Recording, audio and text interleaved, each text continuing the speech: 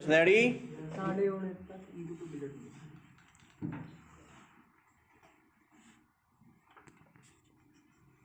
Start. माना जाता है कि पृथ्वी पर जीवन के बीज अंतरिक्ष से आए। विराम। विज्ञानी इस संबंध में प्रमाण जुटा रहे हैं। विराम। जापान और अमेरिका के विज्ञानियों ने उल्का पिंडों में एक महत्वपूर्ण कार्बनिक मॉलिक्यूल की उपस्थिति की पुष्टि की है, जिसका उपयोग संभवतः जीवन के लिए आवश्यक कार्बनिक यौगिकों और दूसरे कार्बनिक मॉलिक्यूल्स के निर्माण में हुआ होगा।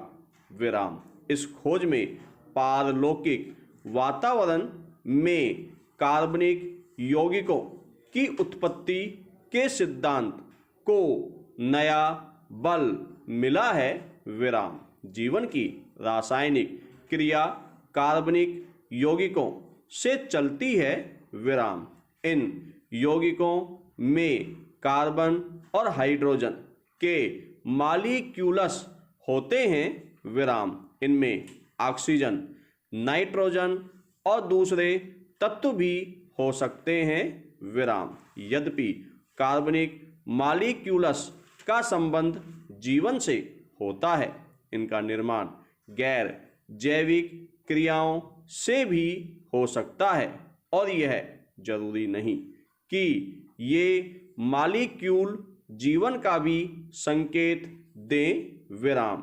जीवन की उत्पत्ति का सबसे बड़ा रहस्य यह है कि गैर जैविक रासायनिक क्रियाओं से जीव प्रक्रिया कैसे उत्पन्न हुई।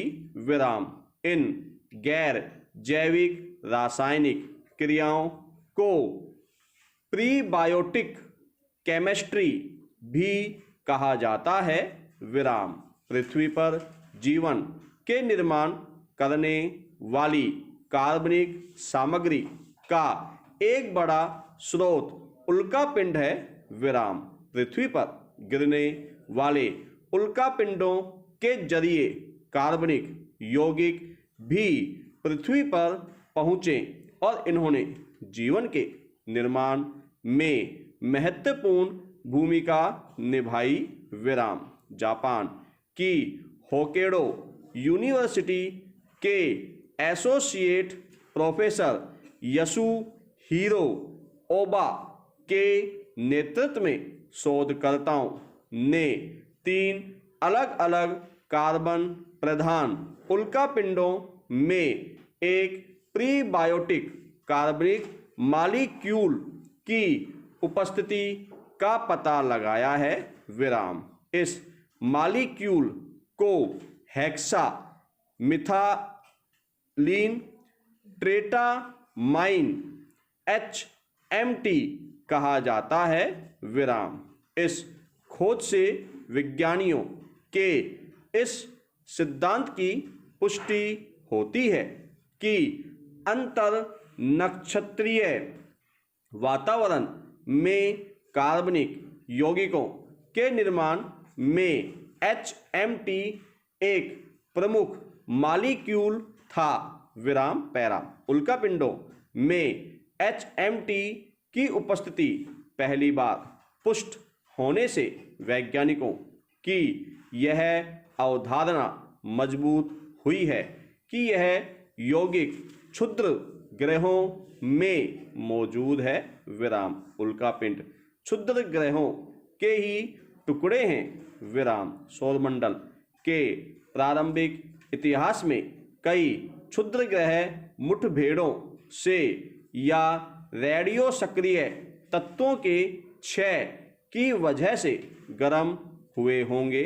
विराम। यदि कुछ गर्म क्षुद्र ग्रहों पर पानी मौजूद होगा तो वहाँ HMT ने विखंडित होकर निर्माण इकाइयाँ बनाई होंगी, जिन्होंने क्रिया करके महत्वपूर्ण जैविक मॉलिक्यूल्स को जन्म दिया होगा।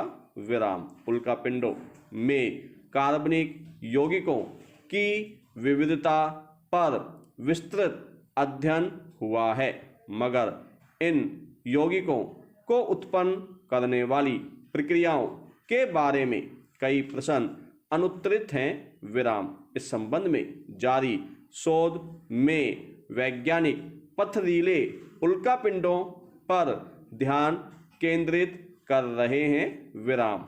इन उल्कापिंडों को कार्बनेशियस कोंडराइटस भी कहा जाता है। विराम। इन उल्कापिंडों में पानी और कार्बनिक मॉलिक्यूल्स की उपस्थिति अधिक मात्रा में होती है। विराम।